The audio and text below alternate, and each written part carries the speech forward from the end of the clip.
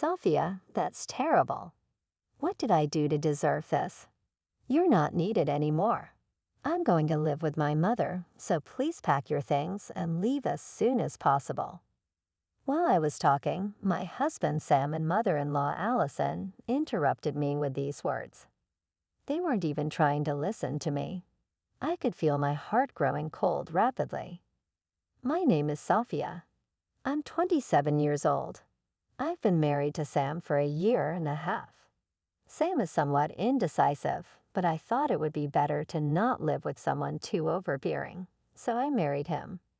We both work, but we've been managing well by cooperating with each other. Amid such a life, the incident occurred just after the new year. The start of the incident was signaled by the doorbell ringing at 7 a.m. on a Sunday morning. As working individuals, we are not usually awake at 7 a.m. on a Sunday. Exhausted from the weekdays, we wouldn't wake up easily. Still, ultimately, we gave in to the persistently ringing doorbell. "Hello, who is it?" Rubbing my sleepy eyes, I looked at the monitor with a groggy voice. There stood my mother-in-law. "Sophia, why are you so slow to respond?" "Ah, what?" Allison, startled by my mother-in-law's crying early in the morning. I woke up my husband, still groggy. I hurried him, and we opened the front door together in our pajamas. "Mom, what happened to make you come so early in the morning?" "Sam, help your mother.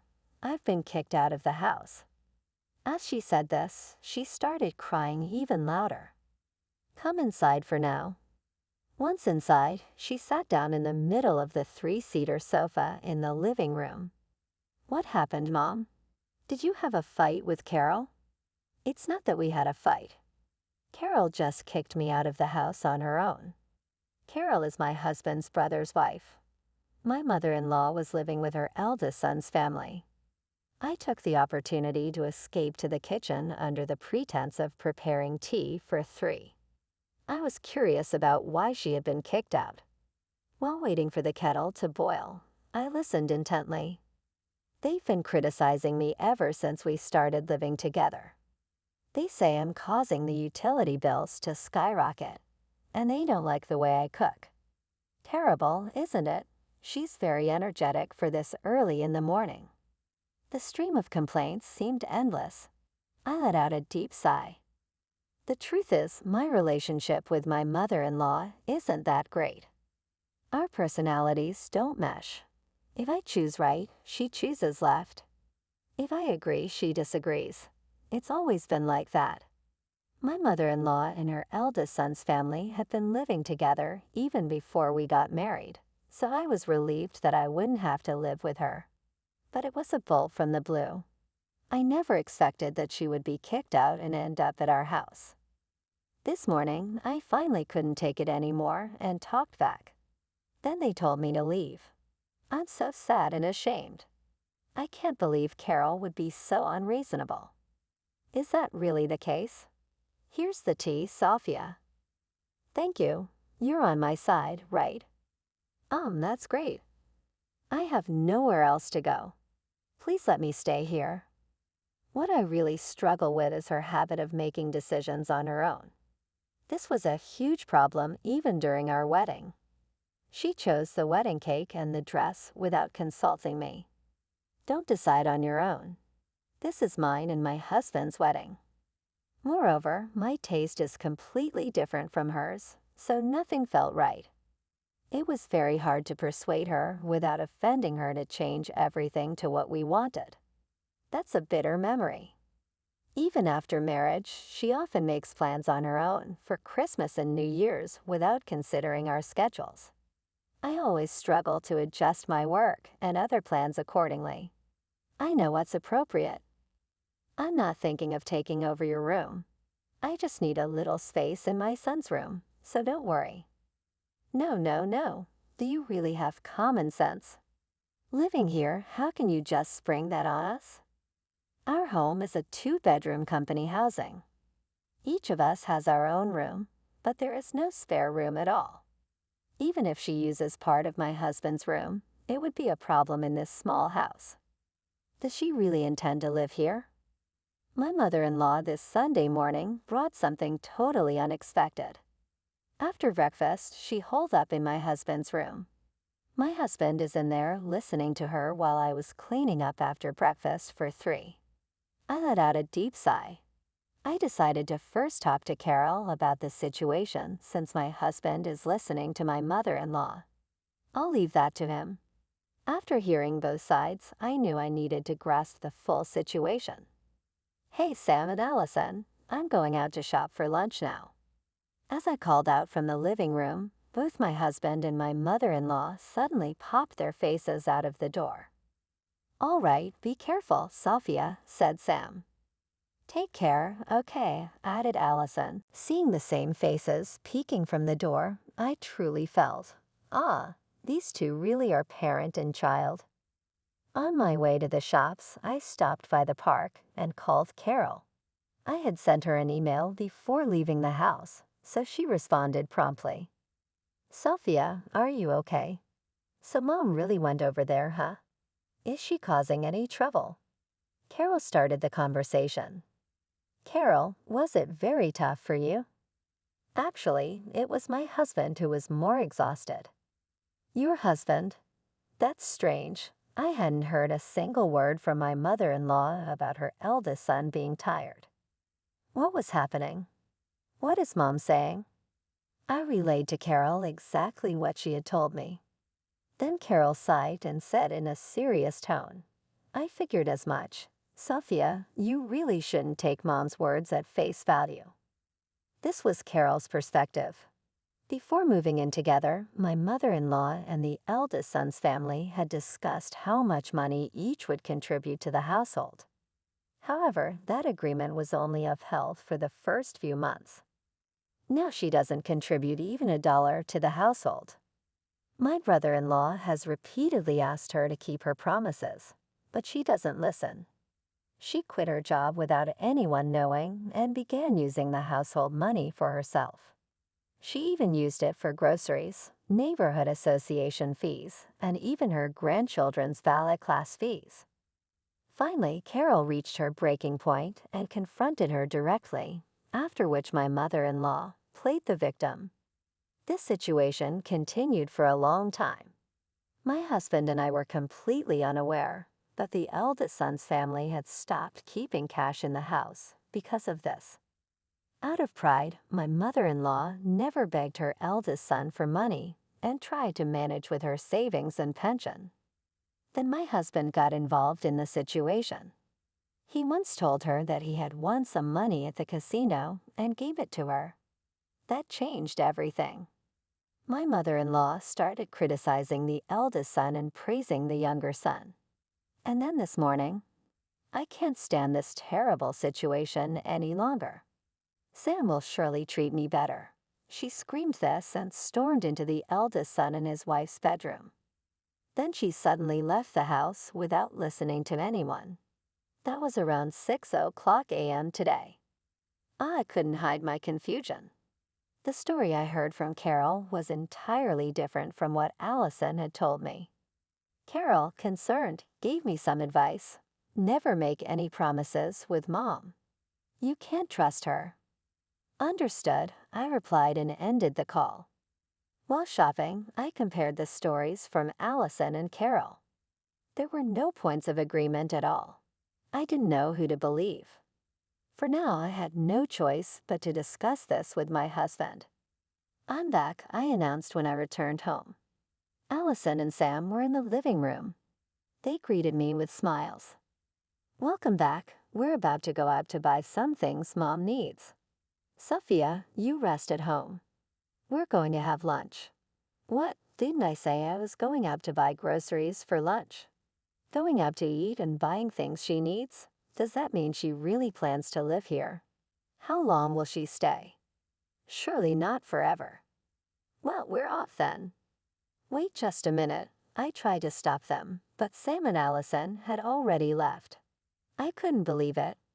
Even if it made me seem narrow-minded, I didn't care. I absolutely did not want to live with my mother-in-law. It was too stressful. It would only add to my mental burden. I have to endure and just get by every day. What should I do? There's no sign that she intends to return to the eldest son's family. It seems like my husband is indeed okay with her staying with us. After she left their house, the eldest son and his wife probably didn't intend to chase after her. This is a real mess. Feeling utterly disadvantaged, life began to seem despairing. Muttering, "I hate this, I hate this," I laid down on my bed and immediately felt something was off. My makeup had been rearranged. Did Allison use these? If she was going to use them, I wish she would have asked beforehand. Moreover, I couldn't stand the thought of her entering my room without permission. While there was no concrete evidence that she entered my room and used my cosmetics, I couldn't shake off the discomfort. Maybe I was getting overly sensitive after hearing everything from Carol, but the sense of something being wrong was undeniable. Driven by anxiety, I checked around my room. Closet, bookshelf, trinket holder. I gasped without realizing it. $100 was missing from the $300 I had tucked away in a drawer. I was planning to deposit this money into the bank tomorrow. There should have been $300, but now there was only $200. This can't be true. Carol's stories became all the more believable. The forewarning from Carol and the missing $100. I vividly pictured my mother-in-law taking money from the house as described by Carol. I felt a profound sense of crisis. It wasn't just a clash of personalities. Introducing financial issues was too much. This situation was untenable. Living with my mother-in-law was absolutely impossible. Sam and Allison returned around 9:00 p.m. Finally, while she was in the bath, I had the chance to talk with Sam. "Hey, what's going to happen with your mother from now on? She'll be staying here with us." "I don't want that. I can't live with her." "What? What are you talking about?" I was perplexed by my husband's reaction. "You're being cold. Mom was kicked out of my brother's place." Actually, I talked to Carol, and it turns out she wasn't kicked out. She left on her own. Even so, how can you so easily cast out a parent with nowhere to go? It doesn't have to be immediate. We could rent an apartment for her, and once everything is set up, she can live there. You know we don't get along, right? That's because you never accept any of Mom's considerations. You've had your complaints about her too. Did I? I don't remember, but living together shouldn't be a problem. She said she'll contribute financially to the household. That's exactly what I can't believe. Those are just verbal promises. Sophia, that's terrible. What did I do to deserve this? Suddenly, a sharp cry came from behind. Surprisingly, Allison was in the living room, fresh out of the bath. She couldn't have been in there more than 5 minutes. It was a real whirlwind. "You think of me like that? I can't leave my precious son with someone like you. Break up with him." "What? Break up?" That escalated quickly. My son is a wonderful boy. He cares about his parents, is compassionate and kind. He's so much better than his brother. It's a waste for him to be the younger son. I can't leave such a wonderful son with someone like you who's so twisted. Break up. I'll live with my son. While shouting, a smile appeared on my mother-in-law's face. It was strange. "Why are you smiling, Allison?" "What? You got out of the bath too quickly, didn't you? Were you waiting for me to say something wrong? I didn't hear the hairdryer, and your hair isn't even wet." "What? No, don't say such rude things." She was clearly flustered. Looking at my husband, he was avoiding eye contact with me. It was all too clear. These two were conspiring to drive me out of the house. I could feel my head getting hot with anger. Who's being cruel here, Sam? What's going on? What? Me? Who else is here? If there's someone else, call them. My husband looked back and forth between me and his mother. Me with eyes wide in anger and my mother-in-law with a smirk. Sam, it's okay. Just say it clearly. Encouraged by her, he nodded and suddenly began to speak fluently. We don't need you anymore. I'm going to live with Mom, so pack your things and leave as soon as possible. What? At my angry shout, he momentarily faltered. See, my son also says he can't live with you. The problem is you, Safia. As if declaring the culprit, she pointed directly at me. Yeah, that's right, my husband chimed in, waving his hands vigorously. What is this? He was just cowering a moment ago. Although my relationship with my mother-in-law had always been strained, at this moment, any love I had for my husband completely vanished. Not a trace was left, completely. Why is he like this? He never really listens to his wife, only obeys what his mother says. It's infuriating. Unforgivable. All right then, we'll get a divorce. What? A divorce? Safia, I'm really relieved that you understand in the end. That's good for you, Sam. What? It's not. Why are you so condescending? I don't need any property division. I'll take all the furniture and appliances I bought. Can we agree on that? Yes, that's fine, right, Sam? Allison was in a very good mood. Sam looked bewildered by the sudden turn of events. You'll regret this later. I won't care. That night, we downloaded and filled out the divorce papers from the City Hall's website. It felt a bit rushed, but I absolutely refused a life dependent on my mother-in-law. I didn't need a husband who resented me. Allison volunteered to be a witness on the divorce papers, and I asked Carol to be the other. After that, we immediately submitted the divorce papers. We also made quick progress with the moving preparations. After submitting the divorce papers, I didn't speak to my husband or mother-in-law at all. It felt like we were strangers who had coincidentally ended up on the same train. It wasn't comfortable, but this was just something to endure until I moved. Then on moving day, I gave instructions to the movers and had them start moving out my belongings. As the furniture and appliances were being carried out one by one, my mother-in-law exclaimed in shock, Safia, why are you even taking the air conditioner? Because all of these items were purchased by me. Where did the TV go? The TV, along with the washing machine, vacuum cleaner, microwave, and hairdryer, are all mine. Before we got married, Sam lived in a studio with built-in furniture and appliances. On the other hand, I lived in a regular rental and had bought my own furniture. When we got married and moved in together, I brought most of those items to this house. I decided to leave the refrigerator here because we bought a larger one after getting married, and the scale too. How could you put them back? We can't live like this. Sam knows that most of the furniture and appliances are mine, right? Sam watched the belongings being taken away, stunned. The movers also paid attention to the exchange between my mother-in-law and me. I asked the workers to continue their tasks without worrying. Throughout the process, Allison kept criticizing me relentlessly, boldly, and directly.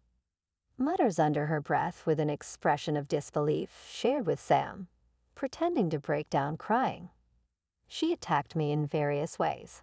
It's impressive how she managed to employ such a diverse array of criticisms in such a short time. Perhaps her older son had also been continually hurt by her accusations. I felt sympathy. After all the work was done, I asked my mother-in-law, by the way, have you guys found a new place to live yet? New place to live? Yes, because this house is provided by my employer as company housing. What? Allison was shocked as if a major incident had occurred. Company housing? The one from the company you work for. That's right. So when I move out, the two of you won't be able to live here anymore. What? I've already informed the company about the divorce and provided them with Sam's contact details. You should be hearing from the Human Resources Department soon. Goodbye. I cheerfully said this and left. Allison stood there stunned, and Sam could only nod with an indescribable expression on his face. My new home is a single-person company apartment. The previous one was meant for families. The move shortened my commute, and now I have a little more time in the morning. I only have to cook for myself, and I can drink as much as I like. How comfortable it is to live alone.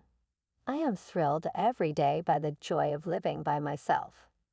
As I was enjoying a drink after work, my smartphone rang. The call was from my ex-husband. Feeling good, I answered the phone even though I normally wouldn't have. "Sophia, I was wrong. Please come back." As soon as I answered, my ex-husband exclaimed, "I am back home. Not that I mean, come back here." "Why should I? What are you even saying?" It's really quite amusing. I couldn't help but laugh at this ridiculous situation. "Actually, I got a call from the HR department at your company. They said it's okay for us to continue living here." "That's good then." "Not good. The rent here is $1,300. "Well, it's a great location, so it's understandable. It's a family property close to the station, so that price is reasonable. Previously, the company provided a rent subsidy, and we split the remaining amount. That was the $300 I had at home, of which $100 was taken by my mother-in-law.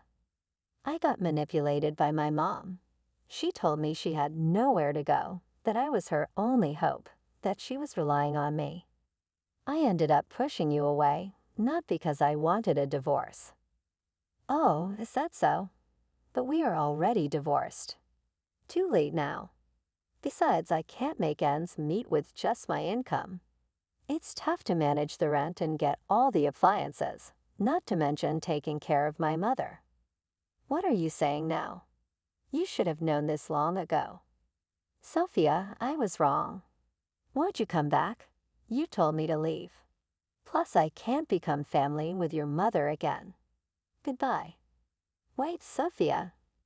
As if I'd wait. I turned off my smartphone and cracked open a beer. Yes, it tasted so good. I no longer needed a husband who underestimated his wife just because he was flattered by his mother. I completely forgot about my ex-husband and blissfully enjoyed my drink. The next morning, I rushed to work.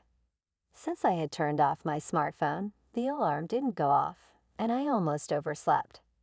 It was a close call. I slid into the office just before starting time and checked my smartphone after sitting down. As expected, there were countless messages from my ex-husband. I ignored them all. What I was really looking for was, there it is, an email from Carol. "Are you enjoying living alone? Thanks to you, our family has also successfully moved." "Thank you." "That's great." It looked like Carol and her family had finished moving too. In fact, anticipating my ex-husband's surrender, I had suggested that the eldest son and his wife move. It was unlikely that my ex-husband could maintain the standard of living Allison desired. If so, she would probably try to return to the eldest son's place. But of course, they would not want her back, so it was better for them to disappear before she shamelessly tried to return. I made the suggestion about moving when I asked them to be witnesses for the divorce. After several family meetings, the eldest son and his wife decided to move. I don't know where they moved to. I replied to Carol, "Congratulations. I'm relieved for you." Several months later, Sam and Allison had to move out of the company housing. He couldn't afford the $1,300 monthly rent, so moving was inevitable. They moved to an old apartment far from the station, in the exact opposite direction of my new residence. Allison probably thought she and her son could continue living in a family apartment near the station. When that plan fell through, she quickly began blaming her son. Of course, she hadn't contributed any money to the household as she had promised. She tried to return to her eldest son's place at one point, but they had already moved, and someone else had moved into their old home. She didn't even know where they had gone, so she reluctantly went back to my ex-husband's place and unleashed her displeasure. Sam kept contacting me, asking for help whenever he could, but I'm done with that. I enjoy being on my own. I had gotten so tired of the frequent updates about my ex-husband that I changed my phone number. Now I won't be bothered by my troublesome mother-in-law anymore. There's no more worry about being followed by a hopeless man who always listens to his mother. This divorce has steered my life in a better direction. I just turned 27. A single failed marriage is nothing to fret about. After all, life is still ahead of me,